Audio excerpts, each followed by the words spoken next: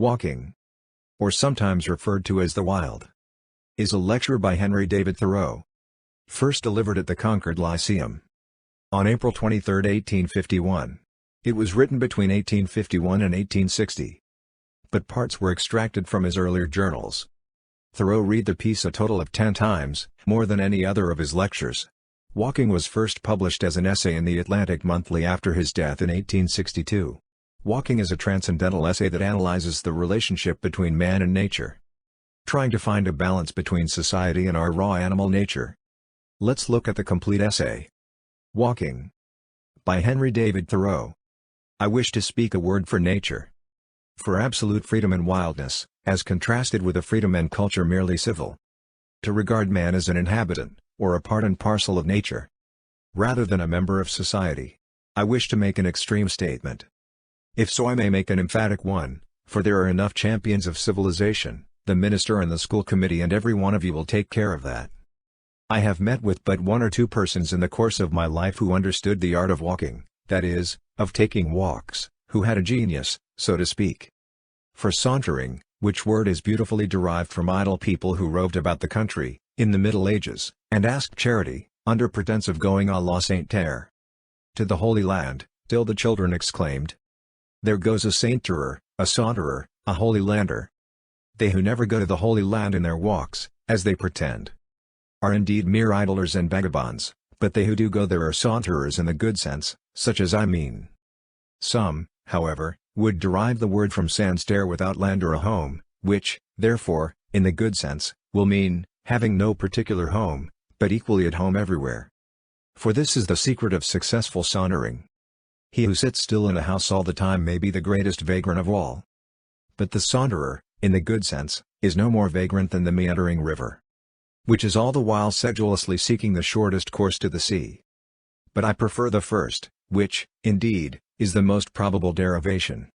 For every walk is a sort of crusade, preached by some Peter the Hermit in us, to go forth and reconquer this holy land from the hands of the infidels. It is true, we are but faint-hearted crusaders, even the walkers, nowadays, who undertake no persevering, never-ending enterprises. Our expeditions are but tours, and come round again at evening to the old hearthside from which we set out. Half the walk is but retracing our steps. We should go forth on the shortest walk, perchance, in the spirit of undying adventure, never to return, prepared to send back our embalmed hearts only as relics to our desolate kingdoms. If you are ready to leave father and mother, and brother and sister, and wife and child and friends, and never see them again. If you have paid your debts, and made your will, and settled all your affairs, and are a free man, then you are ready for a walk. To come down to my own experience, my companion and I, for I sometimes have a companion, take pleasure in fancying ourselves knights of a new, or rather an old, order. Not equestrians or chevaliers, not ridders or riders, but walkers. A still more ancient and honorable class, I trust. The chivalric and heroic spirit which once belonged to the rider seems now to reside in, or perchance to have subsided into, the walker, not the knight, but walker errant. He is a sort of fourth estate, outside of church and state and people. We have felt that we almost alone hereabouts practice this noble art, though, to tell the truth, at least if their own assertions are to be received, most of my townsmen would fain walk sometimes, as I do, but they cannot. No wealth can buy the requisite leisure, freedom, and independence which are the capital in this profession. It comes only by the grace of God. It requires a direct dispensation from heaven to become a walker. You must be born into the family of the walkers. Ambulator nascitur, non fit. Some of my townsmen, it is true, can remember and have described to me some walks which they took 10 years ago, in which they were so blessed as to lose themselves for half an hour in the woods. But I know very well that they have confined themselves to the highway ever since, whatever pretensions they may make to belong to this select class. No doubt they were elevated for a moment as by the reminiscence of a previous state of existence, when even they were foresters and outlaws. When he came to Greenwood, in a merry morning, there he heard the note small of birds merry singinch. "It is fair gone," sighed Robin, "that I was last here. Me list a little for to shot at the dun air. I think that I cannot preserve my health and spirits, unless I spend 4 hours a day at least. And it is commonly more than that, sauntering through the woods and over the hills and fields, absolutely free from all worldly engagements. You may safely say, "A penny for your thoughts. Or £1,000. When sometimes I am reminded that the mechanics and shopkeepers stay in their shops not only all the forenoon, but all the afternoon too. Sitting with crossed legs, so many of them, as if the legs were made to sit upon, and not to stand or walk upon, I think that they deserve some credit for not having all committed suicide long ago. I, who cannot stay in my chamber for a single day without acquiring some rest, and when sometimes I have stolen forth for a walk at the 11th hour, or 4 o'clock in the afternoon, too late to redeem the day, when the shades of night were already beginning to be mingled with the daylight, have felt as if I had committed some sin to be atoned for, I confess that I am astonished at the power of endurance. To say nothing of the moral insensibility of my neighbors who confine themselves to shops and offices the whole day for weeks and months, and years almost together. I know not what manner of stuff they are of. Sitting there now at 3 o'clock in the afternoon, as if it were 3 o'clock in the morning. Bonaparte may talk of the 3 o'clock in the morning courage, but it is nothing to the courage which can sit down cheerfully at this hour in the afternoon over against oneself whom you have known all the morning. To starve out a garrison to whom you are bound by such strong ties of sympathy. I wonder that about this time, or say between 4 and 5 o'clock in the afternoon, too late for the morning papers and too early for the evening ones, there is not a general explosion heard up and down the street, scattering a legion of antiquated and house-bred notions and whims to the four winds for an airing, and so the evil cure itself. How womankind, who are confined to the house still more than men, stand it I do not know, but I have ground to suspect that most of them do not stand it at all. When, early in a summer afternoon, we have been shaking the dust of the village from the skirts of our garments, making haste past those houses with purely Doric or Gothic fronts, which have such an air of repose about them, my companion whispers that probably about these times their occupants are all gone to bed.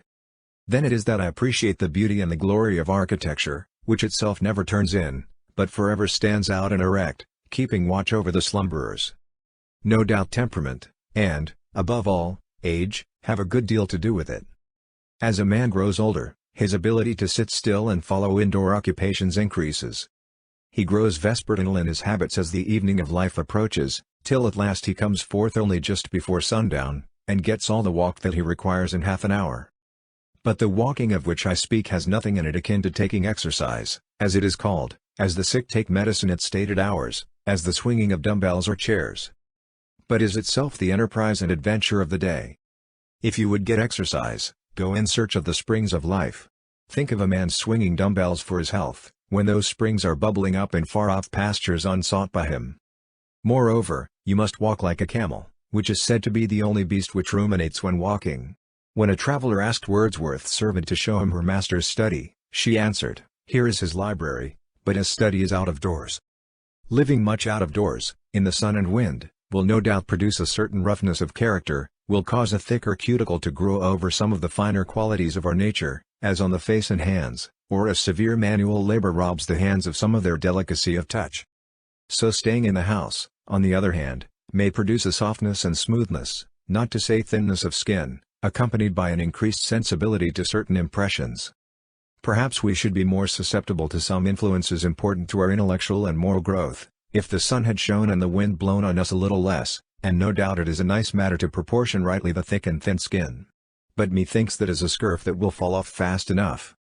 That the natural remedy is to be found in the proportion which the night bears to the day, the winter to the summer, thought to experience. There will be so much the more air and sunshine in our thoughts.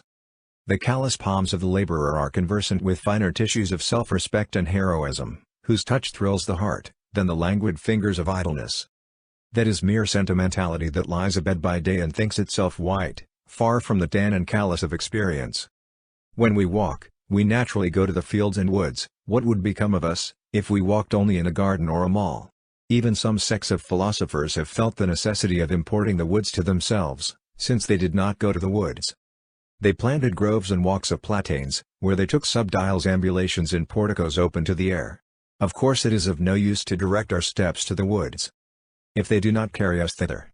I am alarmed when it happens that I have walked a mile into the woods bodily, without getting there in spirit. In my afternoon walk I would fain forget all my morning occupations and my obligations to society. But it sometimes happens that I cannot easily shake off the village. The thought of some work will run in my head and I am not where my body is, I am out of my senses. In my walks I would fain return to my senses. What business have I in the woods? If I am thinking of something out of the woods? I suspect myself, and cannot help but shudder when I find myself so implicated even in what are called good works, for this may sometimes happen. My vicinity affords many good walks, and though for so many years I have walked almost every day, and sometimes for several days together, I have not yet exhausted them. An absolutely new prospect is a great happiness, and I can still get this any afternoon. 2 or 3 hours walking will carry me to as strange a country as I expect ever to see. A single farmhouse which I had not seen before is sometimes as good as the dominions of the King of Dahomey. There is in fact a sort of harmony discoverable between the capabilities of the landscape within a circle of 10 miles radius, or the limits of an afternoon walk, and the 80 years and 10 of human life. It will never become quite familiar to you. Nowadays almost all man's improvements, so-called, as the building of houses and the cutting down of the forest and of all large trees, simply deform the landscape, and make it more and more tame and cheap. A people who would begin by burning the fences and let the forest stand. I saw the fences half consumed, their ends lost in the middle of the prairie, and some worldly miser with a surveyor looking after his bounds, while heaven had taken place around him. And he did not see the angels going to and fro, but was looking for an old post hole in the midst of paradise. I looked again, and saw him standing in the middle of a boggy Stygian fen. Surrounded by devils, and he had found his bounds without a doubt, 3 little stones, where a stake had been driven, and looking nearer, I saw that the Prince of Darkness was his surveyor. I can easily walk 10, 15, 20, any number of miles, commencing at my own door, without going by any house, without crossing a road except where the fox and the mink do. First along by the river, and then the brook, and then the meadow and the woodside. There are square miles in my vicinity which have no inhabitant. From many a hill I can see civilization and the abodes of man afar. The farmers and their works are scarcely more obvious than woodchucks and their burrows. Man and his affairs, church and state and school, trade and commerce, and manufactures and agriculture, even politics, the most alarming of them all, I am pleased to see how little space they occupy in the landscape. Politics is but a narrow field, and that still narrower highway yonder leads to it. I sometimes direct the traveler thither. If you would go to the political world, follow the great road, follow that market man, keep his dust in your eyes, and it will lead you straight to it. For it, too, has its place merely, and does not occupy all space. I pass from it as from a bean field into the forest, and it is forgotten. In 1/2 hour I can walk off to some portion of the earth's surface where a man does not stand from one year's end to another, and there, consequently, politics are not, for they are but as the cigar smoke of a man. The village is the place to which the roads tend, a sort of expansion of the highway, as a lake of a river. It is the body of which roads are the arms and legs. A trivial or quadrivial place. The thoroughfare and ordinary of travelers.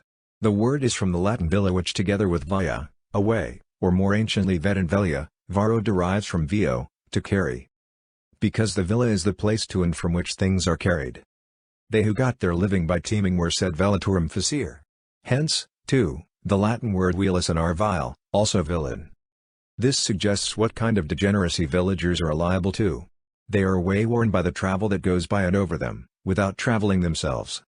Some do not walk at all, others walk in the highways, a few walk across lots. Roads are made for horses and men of business. I do not travel in them much, comparatively. Because I am not in a hurry to get to any tavern or grocery or livery stable or depot to which they lead. I am a good horse to travel, but not from choice a roadster. The landscape painter uses the figures of men to mark a road. He would not make that use of my figure. I walk out into a nature such as the old prophets and poets, Menu, Moses, Homer, Chaucer, walked in. You may name it America, but it is not America, neither Americus Vespucius, nor Columbus, nor the rest were the discoverers of it. There is a truer amount of it in mythology than in any history of America, so-called, that I have seen. However, there are a few old roads that may be trodden with profit, as if they led somewhere now that they are nearly discontinued. There is the old Marlborough Road, which does not go to Marlborough now, methinks, unless that is Marlborough where it carries me. I am the bolder to speak of it here, because I presume that there are 1 or 2 such roads in every town. The old Marlborough Road, where they once dug for money, but never found any. Where sometimes Marshall Miles, Singley Files, and Elijah Wood I fear for no good. No other man. Save Elisha Dugan. O man of wild habits. Partridges and rabbits. Who hast no cares. Only to set snares. Who livest all alone. Close to the bone. And where life is sweetest. Constantly eatest. When the spring stirs my blood. With the instinct to travel. I can get enough gravel. On the old Marlborough Road. Nobody repairs it. For nobody wears it. It is a living way. As the Christians say. Not many there be. Who enter therein. Only the guests of the Irishman Quinn. What is it, what is it? But a direction out there. And the bare possibility. Of going somewhere? Great guide-boards of stone. But travelers none. Cenotaphs of the towns. Named on their crowns. It is worth going to see. Where you might be. What king did the thing? I am still wondering. Set up how or when? By what selectmen? Gurgis or Lee? Clark or Darby? They're a great endeavor. To be something forever. Blank tablets of stone. Where a traveler might groan. And in one sentence. Grave all that is known. Which another might read. In his extreme need. I know one or two. Lines that would do. Literature that might stand. All over the land. Which a man could remember. Till next December. And read again in the spring. After the thawing. If with fancy unfurled. You leave your abode. You may go round the world. By the old Marlborough Road. At present, in this vicinity, the best part of the land is not private property, the landscape is not owned, and the walker enjoys comparative freedom. But possibly the day will come when it will be partitioned off into so-called pleasure grounds, in which a few will take a narrow and exclusive pleasure only. When fences shall be multiplied, and man-traps and other engines invented to confine men to the public road, and walking over the surface of God's earth shall be construed to mean trespassing on some gentleman's grounds. To enjoy a thing exclusively is commonly to exclude yourself from the true enjoyment of it. Let us improve our opportunities, then, before the evil days come. What is it that makes it so hard sometimes to determine whither we will walk? I believe that there is a subtle magnetism in nature, which, if we unconsciously yield to it, will direct us aright. It is not indifferent to us which way we walk. There is a right way, but we are very liable from heedlessness and stupidity to take the wrong one. We would fain take that walk, never yet taken by us through this actual world. Which is perfectly symbolical of the path which we love to travel in the interior and ideal world, and sometimes, no doubt, we find it difficult to choose our direction, because it does not yet exist distinctly in our idea. When I go out of the house for a walk, uncertain as yet whither I will bend my steps, and submit myself to my instinct to decide for me, I find, strange and whimsical as it may seem, that I finally and inevitably settle southwest, towards some particular wood or meadow or deserted pasture or hill in that direction. My needle is slow to settle, varies a few degrees, and does not always point due southwest, it is true, and it has good authority for this variation, but it always settles between west and south-southwest. The future lies that way to me, and the earth seems more unexhausted and richer on that side. The outline which would bound my walks would be, not a circle, but a parabola. Or rather like one of those cometary orbits which have been thought to be non-returning curves. In this case opening westward, in which my house occupies the place of the sun. I turn round and round irresolute sometimes for a quarter of an hour, until I decide, for 1,000th time, that I will walk into the southwest or west. Eastward I go only by force, but westward I go free. Thither no business leads me. It is hard for me to believe that I shall find fair landscapes or sufficient wildness and freedom behind the eastern horizon. I am not excited by the prospect of a walk thither, but I believe that the forest which I see in the western horizon stretches uninterruptedly toward the setting sun, and there are no towns nor cities in it of enough consequence to disturb me. Let me live where I will, on this side is the city, on that the wilderness. And ever I am leaving the city more and more, and withdrawing into the wilderness. I should not lay so much stress on this fact, if I did not believe that something like this is the prevailing tendency of my countrymen. I must walk toward Oregon, and not toward Europe. And that way the nation is moving. And I may say that mankind progress from east to west. Within a few years we have witnessed the phenomenon of a southeastward migration, in the settlement of Australia. But this affects us as a retrograde movement, and, judging from the moral and physical character of the first generation of Australians, has not yet proved a successful experiment. The Eastern Tartars think that there is nothing west beyond Tibet. The world ends there, say they, beyond there is nothing but a shoreless sea. It is unmitigated east where they live. We go eastward to realize history and study the works of art and literature, retracing the steps of the race. We go westward as into the future, with a spirit of enterprise and adventure. The Atlantic is a Lethean stream, in our passage over which we have had an opportunity to forget the old world and its institutions. If we do not succeed this time, there is perhaps one more chance for the race left before it arrives on the banks of the Styx, and that is in the Lethe of the Pacific, which is 3 times as wide. I know not how significant it is, or how far it is an evidence of singularity, that an individual should thus consent in his pettiest walk with the general movement of the race, but I know that something akin to the migratory instinct in birds and quadrupeds, which, in some instances, is known to have affected the squirrel tribe, impelling them to a general and mysterious movement, in which they were seen, say some, crossing the broadest rivers, each on its particular chip, with its tail raised for a sail, and bridging narrower streams with their dead. That's something like the furor which affects the domestic cattle in the spring, and which is referred to a worm in their tails. Affects both nations and individuals, either perennially or from time to time. Not a flock of wild geese cackles over our town, but it to some extent unsettles the value of real estate here, and, if I were a broker, I should probably take that disturbance into account. Then long and folk to gone on pilgrimages, and palmiers for to second strange strands. Every sunset which I witness inspires me with the desire to go to a west as distant and as fair as that into which the sun goes down. He appears to migrate westward daily, and tempt us to follow him. He is the great western pioneer whom the nations follow. We dream all night of those mountain ridges in the horizon, though they may be a vapor only, which were last gilded by his rays. The island of Atlantis, and the islands and gardens of the Hesperides, a sort of terrestrial paradise, appear to have been the great west of the ancients, enveloped in mystery and poetry. Who has not seen in imagination, when looking into the sunset sky, the gardens of the Hesperides, and the foundation of all those fables? Columbus felt the westward tendency more strongly than any before. He obeyed it, and found a new world for Castile and Leon. The herd of men in those days scented fresh pastures from afar. And now the sun had stretched out all the hills, and now was dropped into the western bay. At last he rose, and twitched his mantle blue. Tomorrow to fresh woods and pastures new. Where on the globe can there be found an area of equal extent with that occupied by the bulk of our states, so fertile and so rich and varied in its productions, and at the same time so habitable by the European, as this is? Michaud, who knew but part of them, says that the species of large trees are much more numerous in North America than in Europe. In the United States there are more than 140 species that exceed 30 feet in height, in France there are but 30 that attain this size. Later botanists more than confirm his observations. Humboldt came to America to realize his youthful dreams of a tropical vegetation, and he beheld it in its greatest perfection in the primitive forests of the Amazon. The most gigantic wilderness on the earth, which he has so eloquently described.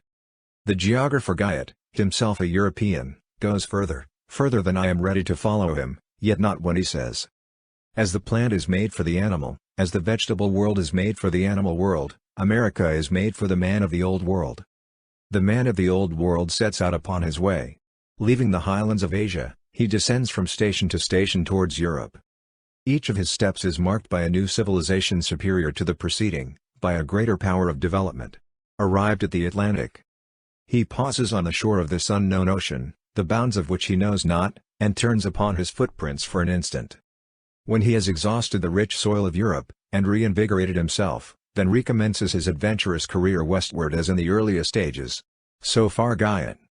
From this western impulse coming in contact with the barrier of the Atlantic sprang the commerce and enterprise of modern times.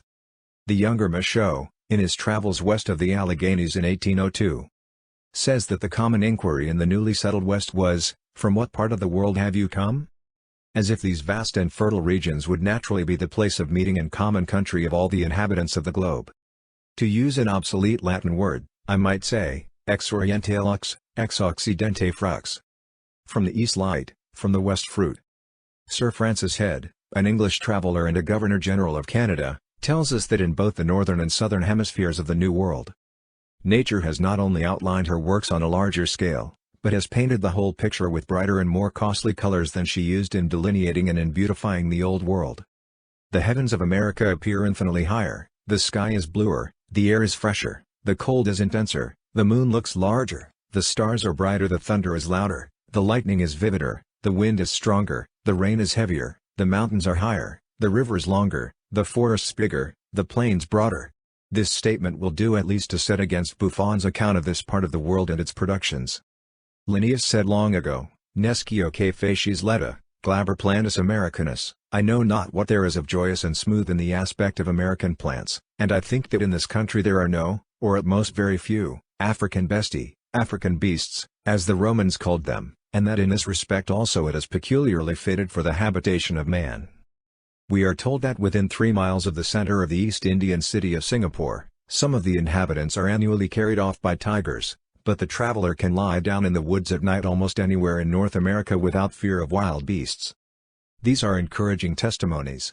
If the moon looks larger here than in Europe, probably the sun looks larger also. If the heavens of America appear infinitely higher, and the stars brighter. I trust that these facts are symbolical of the height to which the philosophy and poetry and religion of her inhabitants may one day soar. At length, perchance, the immaterial heaven will appear as much higher to the American mind, and the intimations that start as much brighter. For I believe that climate does thus react on man, as there is something in the mountain air that feeds the spirit and inspires. Will not man grow to greater perfection intellectually as well as physically under these influences? Or is it unimportant how many foggy days there are in his life? I trust that we shall be more imaginative, that our thoughts will be clearer, fresher, and more ethereal, as our sky, our understanding more comprehensive and broader, like our plains. Our intellect generally on a grander scale, like our thunder and lightning, our rivers and mountains and forests. And our hearts shall even correspond in breadth and depth and grandeur to our inland seas. Perchance there will appear to the traveler something, he knows not what, of Letta and Glabra. Of joyous and serene, in our very faces. Else to what end does the world go on, and why was America discovered? To Americans I hardly need to say. Westward the star of empire takes its way. As a true patriot, I should be ashamed to think that Adam in paradise was more favorably situated on the whole than the backwoodsman in this country. Our sympathies in Massachusetts are not confined to New England, though we may be estranged from the South, we sympathize with the West. There is the home of the younger sons, as among the Scandinavians they took to the sea for their inheritance. It is too late to be studying Hebrew, it is more important to understand even the slang of today.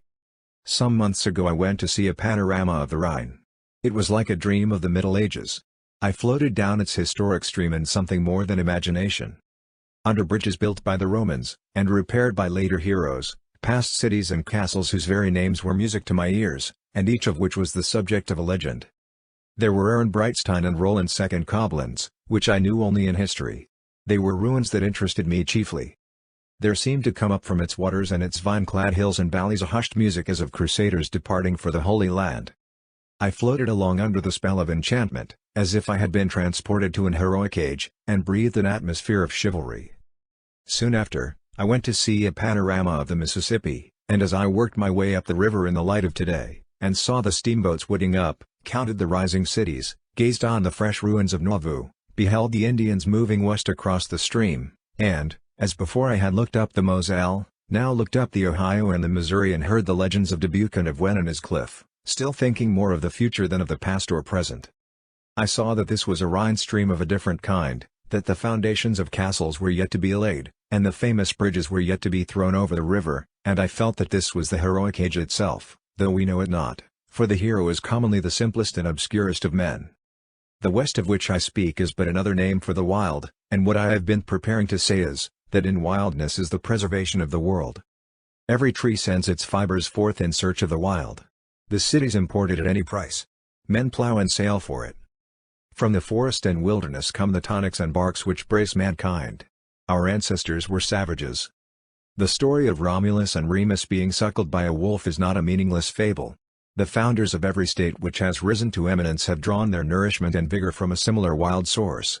It was because the children of the empire were not suckled by the wolf that they were conquered and displaced by the children of the northern forests who were. I believe in the forest, and in the meadow, and in the night in which the corn grows. We require an infusion of hemlock spruce or arborvitae in our tea. There is a difference between eating and drinking for strength and for mere gluttony. The Hottentots eagerly devour the marrow of the kudu and other antelopes raw, As a matter of course. Some of our northern Indians eat raw the marrow of the Arctic reindeer, as well as various other parts, including the summits of the antlers, as long as they are soft. And herein, perchance, they have stolen a march on the cooks of Paris. They get what usually goes to feed the fire. This is probably better than stall-fed beef and slaughterhouse pork to make a man of. Give me a wildness whose glance no civilization can endure, as if we lived on the marrow of kudus devoured raw. There are some intervals which border the strain of the wood thrush, to which I would migrate, wild lands where no settler has squatted, to which, methinks, I am already acclimated. The African hunter coming tells us that the skin of the eland, as well as that of most other antelopes just killed, emits the most delicious perfume of trees and grass. I would have every man so much like a wild antelope, so much a part and parcel of nature, that his very person should thus sweetly advertise our senses of his presence, and remind us of those parts of nature which he most haunts. I feel no disposition to be satirical. When the trapper's coat emits the odor of musquash even, it is a sweeter scent to me than that which commonly exhales from the merchant's or the scholar's garments. When I go into their wardrobes and handle their vestments, I am reminded of no grassy plains and flowery meads which they have frequented, but of dusty merchants' exchanges and libraries rather. A tanned skin is something more than respectable, and perhaps olive is a fitter color than white for a man, a denizen of the woods. The pale white man. I do not wonder that the African pitied him. Darwin the naturalist says, "A white man bathing by the side of a Tahitian was like a plant bleached by the gardener's art, compared with a fine, dark green one, growing vigorously in the open fields." Ben Jonson exclaims, "How near to good is what is fair." So I would say, how near to good is what is wild. Life consists with wildness. The most alive is the wildest. Not yet subdued to man, its presence refreshes him. One who pressed forward incessantly and never rested from his labors, who grew fast and made infinite demands on life, would always find himself in a new country or wilderness, and surrounded by the raw material of life. He would be climbing over the prostrate stems of primitive forest trees. Hope and the future for me are not in lawns and cultivated fields, not in towns and cities, but in the impervious and quaking swamps. When, formerly, I have analyzed my partiality for some farm which I had contemplated purchasing, I have frequently found that I was attracted solely by a few square rods of impermeable and unfathomable bog, a natural sink in one corner of it. That was the jewel which dazzled me. I derive more of my subsistence from the swamps which surround my native town than from the cultivated gardens in the village. There are no richer parterres to my eyes than the dense beds of dwarf Andromeda, Cassandra caliculata, which cover these tender places on the earth's surface. Botany cannot go farther than tell me the names of the shrubs which grow there, the high blueberry, panicled Andromeda, lambkill, azalea, and rhodora, all standing in the quaking sphagnum. I often think that I should like to have my house front on this mass of dull red bushes, omitting other flower plots and borders, transplanted spruce and trim box, even gravelled walks, to have this fertile spot under my windows, not a few imported barrowfuls of soil only to cover the sand which was thrown out in digging the cellar. Why not put my house, my parlor, behind this plot?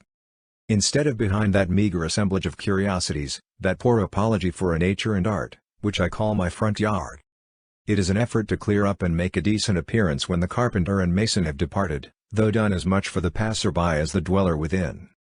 The most tasteful front yard fence was never an agreeable object of study to me. The most elaborate ornaments, acorn tops, or what not, soon wearied and disgusted me.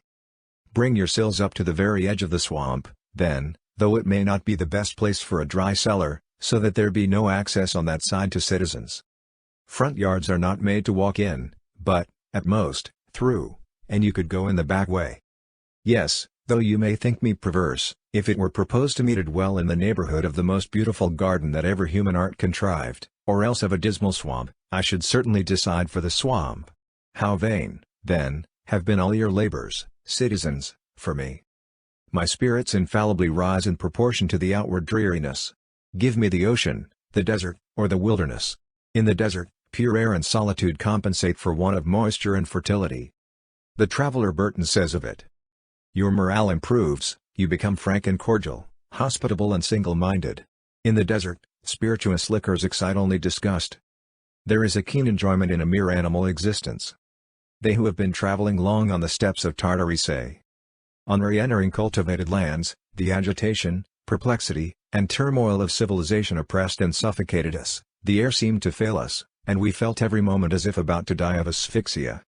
When I would recreate myself, I seek the darkest wood, the thickest and most interminable land, to the citizen, most dismal, swamp.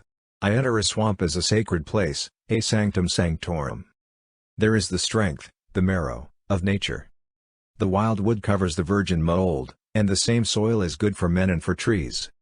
A man's health requires as many acres of meadow to his prospect as his farm does loads of muck.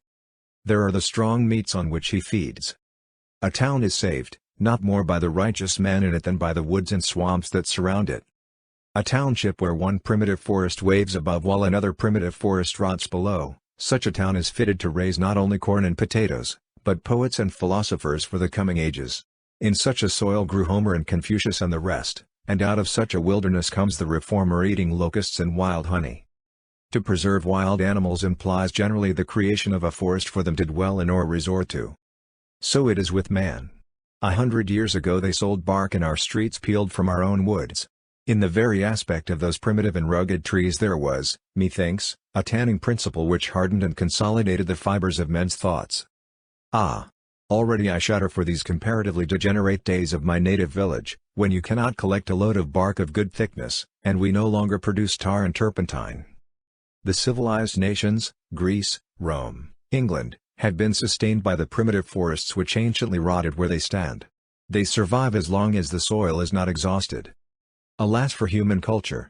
Little is to be expected of a nation, when the vegetable mold is exhausted, and it is compelled to make manure of the bones of its fathers. There the poet sustains himself merely by his own superfluous fat, and the philosopher comes down on his marrow bones. It is said to be the task of the American to work the virgin soil, and that agriculture here already assumes proportions unknown everywhere else. I think that the farmer displaces the Indian even because he redeems the meadow, and so makes himself stronger and in some respects more natural.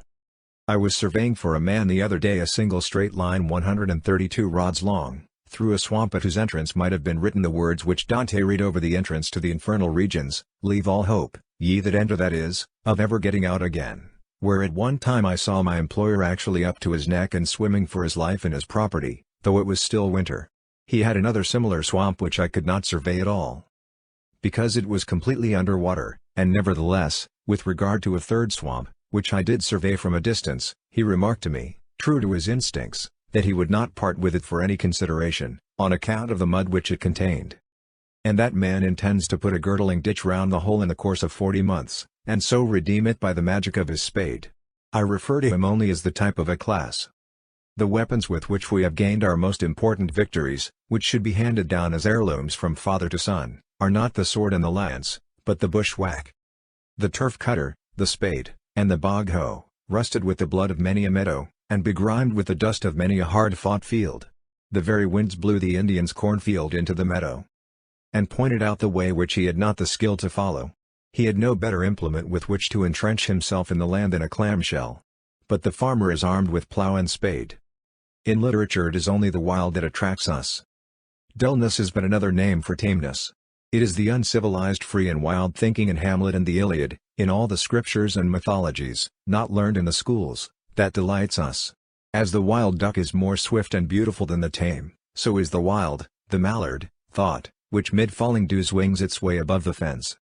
A truly good book is something as natural, and as unexpectedly and unaccountably fair and perfect, as a wild flower discovered on the prairies of the West or in the jungles of the East.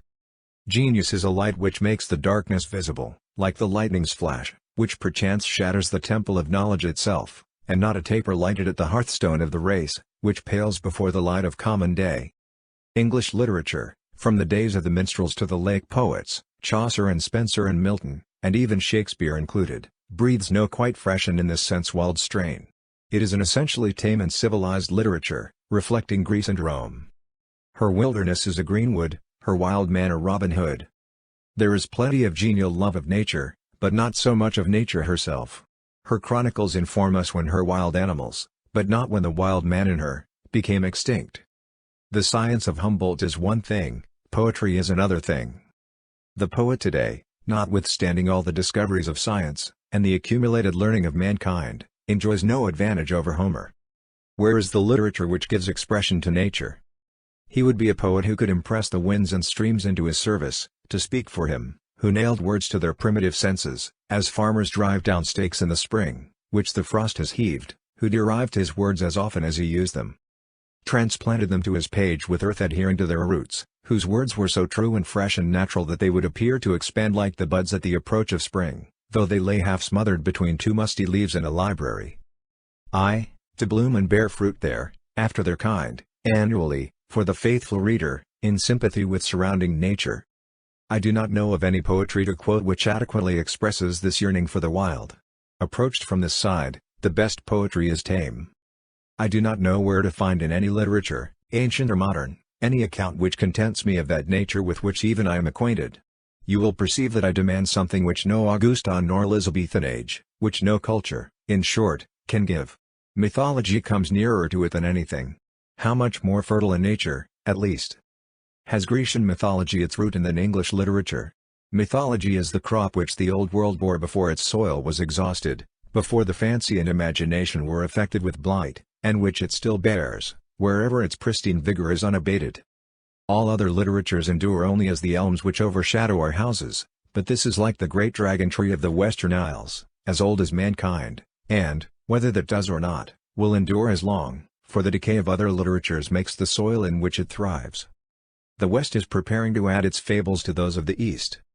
The valleys of the Ganges, the Nile, and the Rhine, having yielded their crop, it remains to be seen what the valleys of the Amazon, the Plate, the Orinoco, the St. Lawrence, and the Mississippi will produce.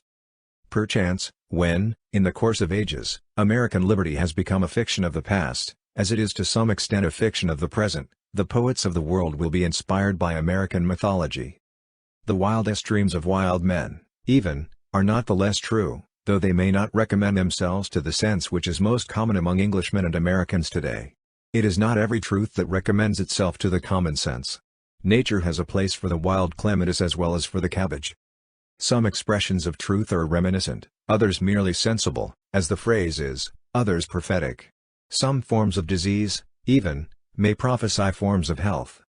The geologist has discovered that the figures of serpents, griffins, flying dragons, and other fanciful embellishments of heraldry have their prototypes in the forms of fossil species which were extinct before man was created, and hence indicate a faint and shadowy knowledge of a previous state of organic existence. The Hindus dreamed that the earth rested on an elephant, and the elephant on a tortoise, and the tortoise on a serpent, and though it may be an unimportant coincidence, it will not be out of place here to state that a fossil tortoise has lately been discovered in Asia large enough to support an elephant. I confess that I am partial to these wild fancies, which transcend the order of time and development. They are the sublimest recreation of the intellect. The partridge loves peas, but not those that go with her into the pot. In short, all good things are wild and free.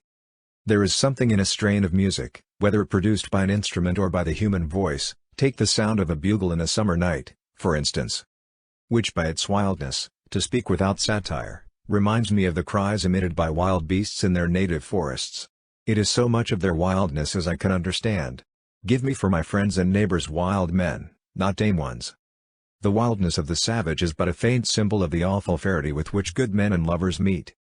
I love even to see the domestic animals reassert their native rights, any evidence that they have not wholly lost their original wild habits and vigor, as when my neighbor's cow breaks out of her pasture early in the spring and boldly swims the river, a cold, gray tide, 25 or 30 rods wide, swollen by the melted snow. It is the buffalo crossing the Mississippi.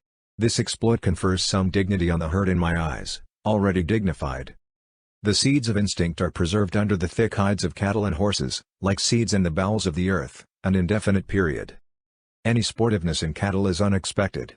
I saw one day a herd of a dozen bullocks and cows running about and frisking in unwieldy sport, like huge rats, even like kittens. They shook their heads, raised their tails, and rushed up and down a hill, and I perceived by their horns, as well as by their activity, their relation to the deer tribe. But, alas! A sudden loud whoa would have damped their ardor at once, reduced them from venison to beef, and stiffened their sides and sinews like the locomotive. Who but the evil one has cried woe to mankind? Indeed, the life of cattle, like that of many men, is but a sort of locomotiveness, they move aside at a time. And man, by his machinery, is meeting the horse and the ox halfway. Whatever part the whip has touched is thenceforth palsied. Who would ever think of a side of any of the supple cat tribe, as we speak of a side of beef? I rejoice that horses and steers have to be broken before they can be made the slaves of men, and that men themselves have some wild oats still left to sow before they become submissive members of society. Undoubtedly, all men are not equally fit subjects for civilization. And because the majority, like dogs and sheep, are tame by inherited disposition, this is no reason why the others should have their natures broken that they may be reduced to the same level. Men are in the main alike. But they were made several in order that they might be various. If a low use is to be served, one man will do nearly or quite as well as another. If a high one, individual excellence is to be regarded. Any man can stop a hole to keep the wind away, but no other man could serve so rare a use as the author of this illustration did. Confucius says, "The skins of the tiger and the leopard, when they are tanned, are as the skins of the dog and the sheep tanned." But it is not the part of a true culture to tame tigers, any more than it is to make sheep ferocious, and tanning their skins for shoes is not the best use to which they can be put. When looking over a list of men's names in a foreign language, as of military officers, or of authors who have written on a particular subject, I am reminded once more that there is nothing in a name. The name Menschikoff, for instance, has nothing in it to my ears more human than a whisker, and it may belong to a rat. As the names of the Poles and Russians are to us, so are ours to them. It is as if they had been named by the child's rigmarole, Iri Wiri Itri Van, Tittle Toltan. I see in my mind a herd of wild creatures swarming over the earth, and to each the herdsman has affixed some barbarous sound in his own dialect. The names of men are, of course, as cheap and meaningless as bows and tray, the names of dogs. Methinks it would be some advantage to philosophy if men were named merely in the gross, as they are known. It would be necessary only to know the genus and perhaps the race or variety, to know the individual. We are not prepared to believe that every private soldier in a Roman army had a name of his own, because we have not supposed that he had a character of his own. At present our only true names are nicknames. I knew a boy who, from his peculiar energy, was called Buster by his playmates, and this rightly supplanted his Christian name. Some travelers tell us that an Indian had no name given him at first, but earned it, and his name was his fame, and among some tribes he acquired a new name with every new exploit. It is pitiful when a man bears a name for convenience merely, who has earned neither name nor fame. I will not allow mere names to make distinctions for me, but still see men in herds for all them. A familiar name cannot make a man less strange to me. It may be given to a savage who retains in secret his own wild title earned in the woods. We have a wild savage in us, and a savage name is perchance somewhere recorded as ours. I see that my neighbor, who bears the familiar epithet William or Edwin, takes it off with his jacket. It does not adhere to him when asleep or in anger, or aroused by any passion or inspiration. I seem to hear pronounced by some of his kin at such a time his original wild name in some jaw-breaking or else melodious tongue. Here is this vast, savage, hovering mother of ours. Nature, lying all around, with such beauty, and such affection for her children, as the leopard, and yet we are so early weaned from her breast to society, to that culture which is exclusively an interaction of man on man, a sort of breeding in and in, which produces at most a merely English nobility, a civilization destined to have a speedy limit. In society, in the best institutions of men, it is easy to detect a certain precocity. When we should still be growing children, we are already little men. Give me a culture which imports much muck from the meadows, and deepens the soil, not that which trusts to heating manures, and improved implements and modes of culture only. Many a poor sore-eyed student that I have heard of would grow faster, both intellectually and physically, if, instead of sitting up so very late, he honestly slumbered a fool's allowance. There may be an excess even of informing light. Niepce, a Frenchman, discovered actinism, that power in the sun's rays which produces a chemical effect, that granite rocks, and stone structures, and statues of metal are all alike destructively acted upon during the hours of sunshine, and, but for provisions of nature no less wonderful, would soon perish under the delicate touch of the most subtle of the agencies of the universe. But he observed that those bodies which underwent this change during the daylight possessed the power of restoring themselves to their original conditions during the hours of night, when this excitement was no longer influencing them. Hence it has been inferred that the hours of darkness are as necessary to the inorganic creation as we know night and sleep are to the organic kingdom. Not even does the moon shine every night, but gives place to darkness. I would not have every man nor every part of a man cultivated, any more than I would have every acre of earth cultivated. Part will be tillage, but the greater part will be meadow and forest. Not only serving an immediate use, but preparing a mold against a distant future, by the annual decay of the vegetation which it supports. There are other letters for the child to learn than those which Cadmus invented. The Spaniards have a good term to express this wild and dusky knowledge, grammatica parda, tawny grammar, a kind of mother wit derived from that same leper to which I have referred. We have heard of a society for the diffusion of useful knowledge. It is said that knowledge is power, and the like. Methinks there is equal need of a society for the diffusion of useful ignorance. What we will call beautiful knowledge, a knowledge useful in a higher sense. For what is most of our boasted so-called knowledge but a conceit that we know something, which robs us of the advantage of our actual ignorance? What we call knowledge is often our positive ignorance our negative knowledge. By long years of patient industry and reading of the newspapers, for what are the libraries of science but files of newspapers, a man accumulates a myriad facts, lays them up in his memory. And then when in some spring of his life he saunters abroad into the great fields of thought, he, as it were, goes to grass like a horse and leaves all his harness behind in the stable. I would say to the Society for the Diffusion of Useful Knowledge, sometimes, go to grass. You have eaten hay long enough. The spring has come with its green crop. The very cows are driven to their country pastures before the end of May, though I have heard of one unnatural farmer who kept his cow in the barn and fed her on hay all the year round. So, frequently, the Society for the Diffusion of Useful Knowledge treats its cattle. A man's ignorance sometimes is not only useful, but beautiful, while his knowledge, so-called, is oftentimes worse than useless, besides being ugly. Which is the best man to deal with, he who knows nothing about a subject, and, what is extremely rare, knows that he knows nothing, or he who really knows something about it, but thinks that he knows all? My desire for knowledge is intermittent, but my desire to bathe my head in atmospheres unknown to my feet is perennial and constant. The highest that we can attain to is not knowledge, but sympathy with intelligence. I do not know that this higher knowledge amounts to anything more definite than a novel and grand surprise on a sudden revelation of the insufficiency of all that we called knowledge before, a discovery that there are more things in heaven and earth than are dreamed of in our philosophy. It is the lighting up of the mist by the sun.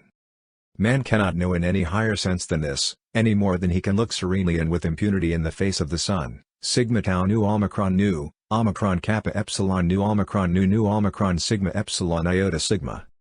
You will not perceive that, as perceiving a particular thing, say the Chaldean oracles. There is something servile in the habit of seeking after a law which we may obey.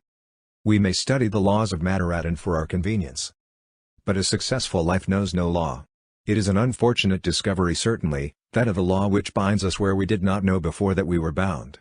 Live free, child of the mist, and with respect to knowledge we are all children of the mist. The man who takes the liberty to live is superior to all the laws, by virtue of his relation to the lawmaker. That is active duty, says the Vishnu Purana. Which is not for our bondage, that is knowledge which is for our liberation. All other duty is good only unto weariness, all other knowledge is only the cleverness of an artist. It is remarkable how few events or crises there are in our histories, how little exercised we have been in our minds, how few experiences we have had. I would fain be assured that I am growing apace and rankly, though my very growth disturb this dull equanimity. Though it be with struggle through long, dark, muggy nights or seasons of gloom. It would be well if all our lives were a divine tragedy even, instead of this trivial comedy or farce. Dante, Bunyan, and others appear to have been exercised in their minds more than we. They were subjected to a kind of culture such as our district schools and colleges do not contemplate. Even Muhammad, though many may scream at his name, had a good deal more to live for, and to die for, than they have commonly. When, at rare intervals, some thought visits one, as perchance he is walking on a railroad, then, indeed, the cars go by without his hearing them. But soon, by some inexorable law, our life goes by and the cars return. Gentle breeze, that wanderest unseen, and bendest the thistles round Loira of storms. Traveller of the windy glens, why hast thou left my ear so soon? While almost all men feel an attraction drawing them to society, few are attracted strongly to nature. In their relation to nature men appear to me for the most part, notwithstanding their arts, lower than the animals. It is not often a beautiful relation, as in the case of the animals. How little appreciation of the beauty of the landscape there is among us. We have to be told that the Greeks called the world kappa sigma mu omicron sigma beauty, or order, but we do not see clearly why they did so, and we esteem it at best only a curious philological fact. For my part, I feel that with regard to nature I live a sort of border life, on the confines of the world into which I make occasional and transient forays only, and my patriotism and allegiance to the state into whose territories I seem to retreat are those of a moss trooper. Unto a life which I call natural I would gladly follow even a will-o'-the-wisp through bogs and sloughs unimaginable. But no moon nor firefly has shown me the causeway to it. Nature is a personality so vast and universal that we have never seen one of her features. The walker in the familiar fields which stretch around my native town sometimes finds himself in another land than is described in their owner's deeds, as it were in some far-away field on the confines of the actual conquered, where her jurisdiction ceases, and the idea which the word conquered suggests ceases to be suggested. These farms which I have myself surveyed, these bounds which I have set up, appear dimly still as through a mist, but they have no chemistry to fix them, they fade from the surface of the glass, and the picture which the painter painted stands out dimly from beneath. The world with which we are commonly acquainted leaves no trace, and it will have no anniversary. I took a walk on Spaulding's farm the other afternoon. I saw the setting sun lighting up the opposite side of a stately pine wood. Its golden rays straggled into the aisles of the wood as into some noble hall. I was impressed as if some ancient and altogether admirable and shining family had settled there in that part of the land called Concord, unknown to me, to whom the sun was servant. Who had not gone into society in the village, who had not been called on. I saw their park, their pleasure ground, beyond through the wood, in Spaulding's cranberry meadow. The pines furnished them with gables as they grew. Their house was not obvious to vision, the trees grew through it. I do not know whether I heard the sounds of a suppressed hilarity or not. They seemed to recline on the sunbeams. They have sons and daughters. They are quite well. The farmer's cart path, which leads directly through their hall, does not in the least put them out, as the muddy bottom of a pool is sometimes seen through the reflected skies. They never heard of Spaulding, and do not know that he is their neighbor, notwithstanding I heard him whistle as he drove his team through the house. Nothing can equal the serenity of their lives. Their coat of arms is simply a lichen. I saw it painted on the pines and oaks. Their attics were in the tops of the trees. They are of no politics. There was no noise of labor. I did not perceive that they were weaving or spinning. Yet I did detect, when the wind lulled and hearing was done away, the finest imaginable sweet musical hum, as of a distant hive in May, which perchance was the sound of their thinking. They had no idle thoughts, and no one without could see their work, for their industry was not as in knots and excrescences embayed. But I find it difficult to remember them. They fade irrevocably out of my mind even now while I speak and endeavor to recall them, and recollect myself. It is only after a long and serious effort to recollect my best thoughts that I become again aware of their cohabitancy. If it were not for such families as this, I think I should move out of Concord. We are accustomed to say in New England that few and fewer pigeons visit us every year. Our forests furnish no mast for them. So, it would seem, few and fewer thoughts visit each growing man from year to year, for the grove in our minds is laid waste, sold to feed on necessary fires of ambition, or sent to mill, and there is scarcely a twig left for them to perch on. They no longer build nor breed with us. In some more genial season, perchance, a faint shadow flits across the landscape of the mind, cast by the wings of some thought in its vernal or autumnal migration. But, looking up, we are unable to detect the substance of the thought itself. Our winged thoughts are turned to poultry. They no longer soar, and they attain only to a Shanghai and Cochin China grandeur. Those Graiate thoughts, those Graiate men you hear of. We hug the earth, how rarely we mount. Methinks we might elevate ourselves a little more. We might climb a tree, at least. I found my account in climbing a tree once. It was a tall white pine, on the top of a hill, and though I got well pitched, I was well paid for it, for I discovered new mountains in the horizon which I had never seen before, so much more of the earth and the heavens. I might have walked about the foot of the tree for 80 years and 10, and yet I certainly should never have seen them. But, above all, I discovered around me, it was near the end of June, on the ends of the topmost branches only, a few minute and delicate red cone-like blossoms, the fertile flower of the white pine looking heavenward. I carried straightway to the village the topmost spire, and showed it to stranger jurymen who walked the streets, for it was court week, and to farmers and lumber dealers and wood choppers and hunters, and not one had ever seen the like before, but they wondered as at a star dropped down. Tell of ancient architects finishing their works on the tops of columns as perfectly as on the lower and more visible parts. Nature has from the first expanded the minute blossoms of the forest only toward the heavens, above men's heads and unobserved by them. We see only the flowers that are under our feet in the meadows. The pines have developed their delicate blossoms on the highest twigs of the wood every summer for ages. As well over the heads of nature's red children as of her white ones, yet scarcely a farmer or hunter in the land has ever seen them. Above all, we cannot afford not to live in the present. He is blessed over all mortals who loses no moment of the passing life in remembering the past. Unless our philosophy hears the cock crow in every barnyard within our horizon, it is belated. That sound commonly reminds us that we are growing rusty and antique in our employments and habits of thoughts. His philosophy comes down to a more recent time than ours. There is something suggested by it that is a newer testament, the gospel according to this moment. He has not fallen astern, he has got up early and kept up early, and to be where he is to be in season, in the foremost rank of time. It is an expression of the health and soundness of nature. A brag for all the world, healthiness as of a spring burst forth, a new fountain of the muses, to celebrate this last instant of time. Where he lives no fugitive slave laws are passed. Who has not betrayed his master many times since last he heard that note? The merit of this bird's strain is in its freedom from all plaintiveness. The singer can easily move us to tears or to laughter, but where is he who can excite in us a pure morning joy? When? In doleful dumps, breaking the awful stillness of our wooden sidewalk on a Sunday, or, perchance, a watcher in the house of mourning, I hear a cockerel crow far or near. I think to myself, there is one of you as well, at any rate, and with a sudden gush return to my senses. We had a remarkable sunset one day last November. I was walking in a meadow, the source of a small brook, when the sun at last, just before setting, after a cold gray day, reached a clear stratum in the horizon, and the softest, brightest morning sunlight fell on the dry grass and on the stems of the trees in the opposite horizon and on the leaves of the shrub oaks on the hillside, while our shadows stretched long over the meadow eastward, as if we were the only motes in its beams. It was such a light as we could not have imagined a moment before, and the air also was so warm and serene that nothing was wanting to make a paradise of that meadow. When we reflected that this was not a solitary phenomenon, never to happen again, but that it would happen forever and ever, an infinite number of evenings, and cheer and reassure the latest child that walked there, it was more glorious still. The sun sets on some retired meadow, where no house is visible, with all the glory and splendor that it lavishes on cities, and perchance as it has never set before. Where there is but a solitary marsh hawk to have his wings gilded by it, or only a musquash looks out from his cabin, and there is some little black veined brook in the midst of the marsh, just beginning to meander, winding slowly round a decaying stump. We walked in so pure and bright a light, gilding the withered grass and leaves, so softly and serenely bright, I thought I had never bathed in such a golden flood.